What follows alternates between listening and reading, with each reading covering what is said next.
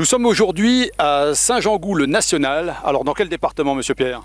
Dans la Saône-et-Loire, centre de la Saône-et-Loire. En présence donc de Joël Pierre qui est viticulteur. Alors est-ce que vous pouvez nous parler de votre groupement de viticulteurs?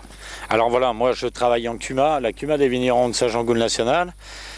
C'est 60 hectares de vignes à peu près à traiter à chaque fois et voilà des années qu'on se penche sur la qualité du traitement, que ce soit l'application, mais aussi les réductions de doses, et ça fait maintenant 20 ans qu'on travaillait sur les réductions de doses.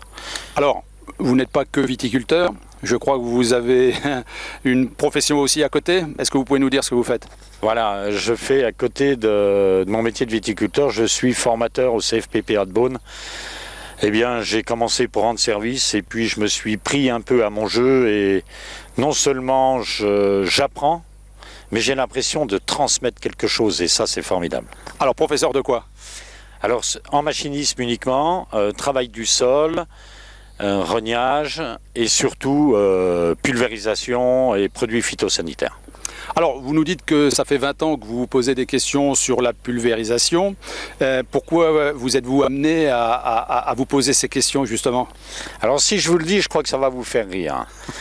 Oui, et ça me fait déjà rire. Oui, il y a un peu plus de 20 ans, parce que mon fils a 28 ans, il en avait à peine 5 à l'époque, et il avait fait une angine. Et on l'a mis sous un antibiotique que je tairai le nom.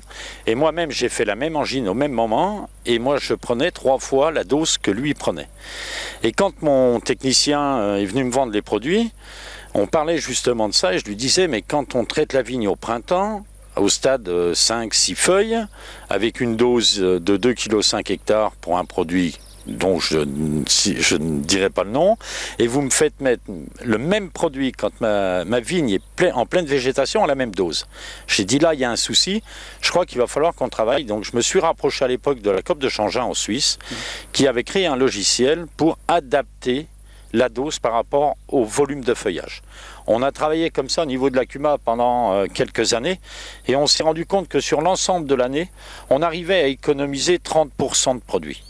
Donc les années suivantes, on n'appliquait plus la dose homologuée, mais uniquement 70% de la dose.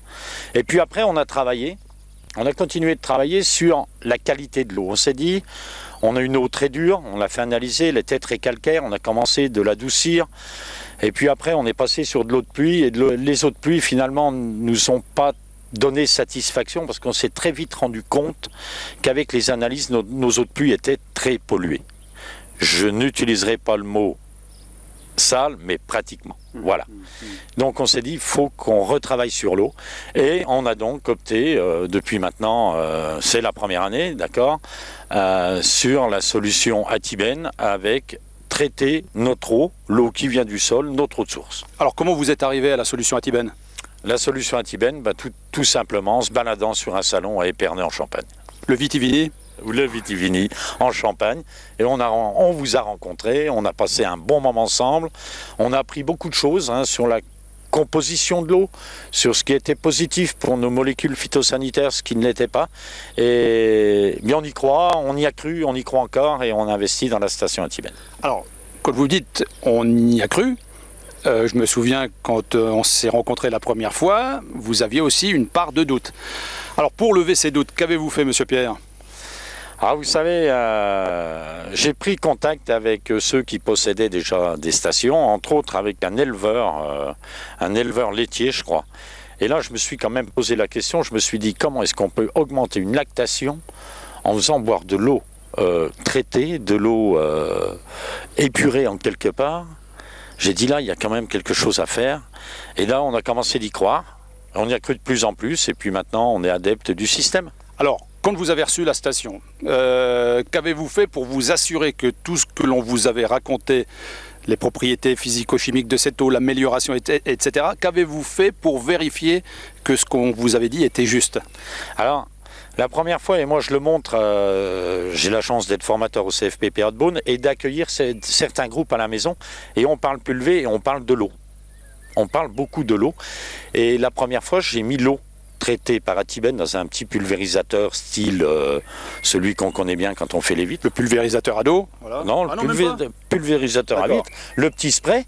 Et puis j'ai pulvérisé sur une tôle laquée. On a regardé les gouttelettes qui s'étalaient bien, qui ne coulaient pas. J'ai pris l'eau du robinet, j'ai fait la même chose.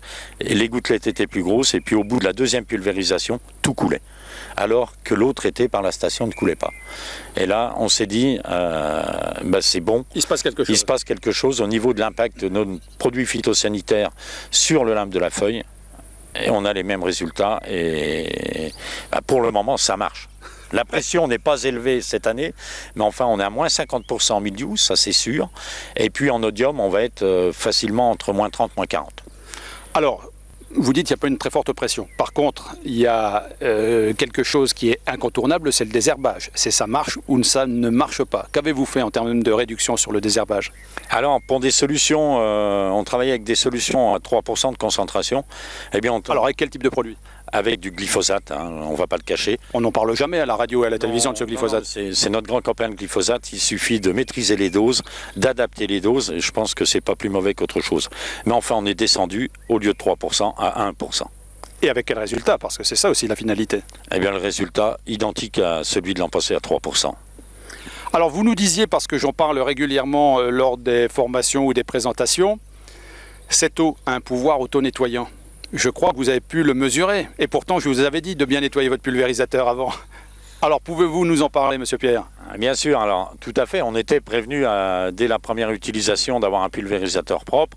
On le croyait propre, voire très propre.